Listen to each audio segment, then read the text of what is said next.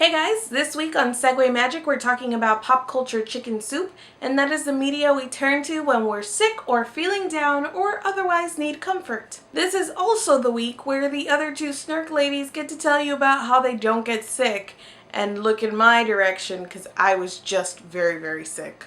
I used to have a really gangster immune system and I never got sick either, but I don't know what's happened on this side of my 20s. I think it has to do also with working in HR and sickly people just come and see me a lot. I don't actually know what it is, but I get sick. I don't know why I'm telling you all of this. This has nothing to do with the topic. The topic is what I consume, what I watch, what I listen to, all of that jazz when I do need to feel better. The answer for me is super easy, and that's the BBC's 1995 version of Pride and Prejudice. It's a miniseries and it's the one with Colin Firth as Mr. Darcy. So I will watch the crap out of this when I am sick. I have seen it way too many times to really count, but I just love it to pieces, and I'm not, like, there's no real reason. I mean, I love the source material. It's a great adaptation, but beyond that, there's nothing really, like, that I can say about why I love it. I just do,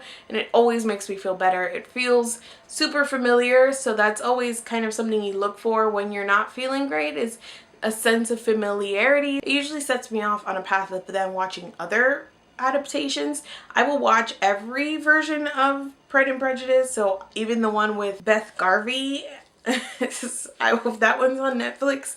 I watch that one too. The Keira Knightley one. I'll just go through them all and then head over to Jane Eyre adaptations. Take a little left at Sense and Sensibility, the BBC version of it.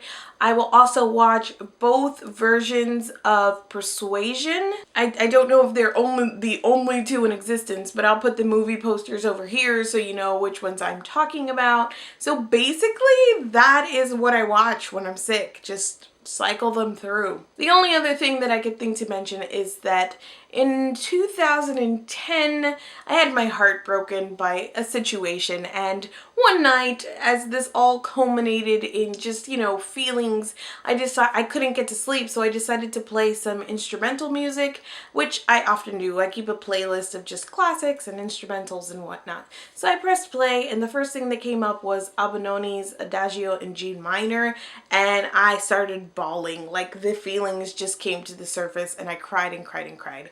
So you think the association would be a bad one for me, like that piece of music equals bad feelings, but for some reason, to me, it's comfort now, and it's especially like, okay, quiet yourself and go to sleep comfort. So if I'm ever like running at a million miles or having lots of feelings, I can play Adagio in G minor and it just kind of calms me and soothes me. So those are the two things that immediately came to my mind. Definitely number one answer is 1995 version of Pride and Prejudice. I can't wait to hear what you guys turn to when you need comfort. I think it's a really interesting topic, so don't forget to post your answers up on Saturday. Share the links with us on Twitter or Tumblr with the hashtag SegwayMagic, and we will wrap them all up and share them. See you guys soon.